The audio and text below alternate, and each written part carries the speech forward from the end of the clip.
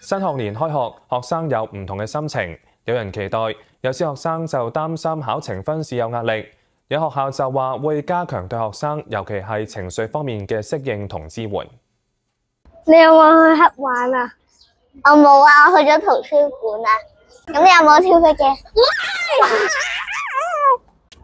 我要去沙度開演唱會啊！演唱會咁咪好大聲咯！正啊！我最中意大聲啦！我期待啊！唔係啊，演唱會。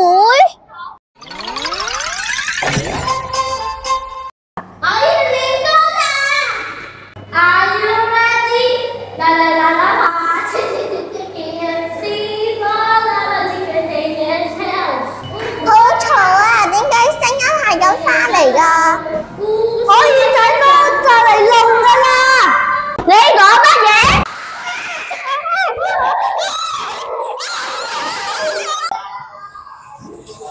佢哋又嚟啦！其實聲音就係震動嘅波，頭先聽到嘅係回音嚟噶，即係聲音撞到埲牆，反射返嚟啊！原來聲音都會好似個波咁彈返嚟㗎。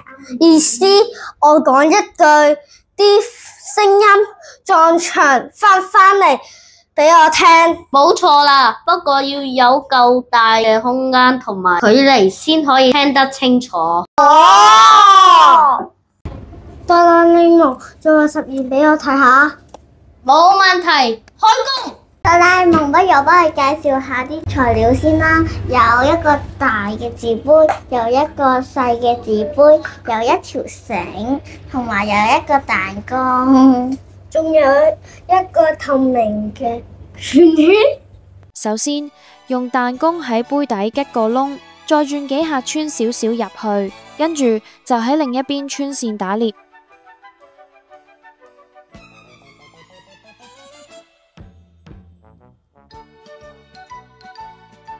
然之後就可以套入透明膠桶裏面，小心咁將條繩穿入另一個杯，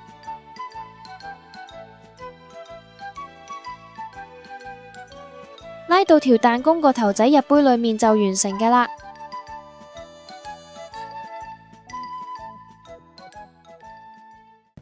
用彈弓將兩個杯連埋就 OK 啦。回音塔，不如我哋一齊試下啦！我見明啦，好緊張啊！點算啊？放心啦，交俾我啦。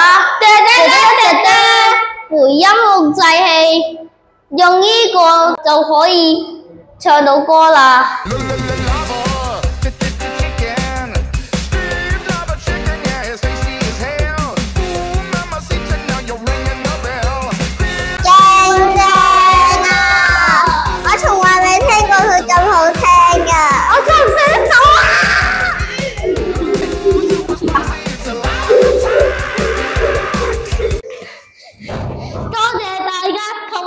回音，真係救咗我哋哆啦 A 夢。唔使客氣啊！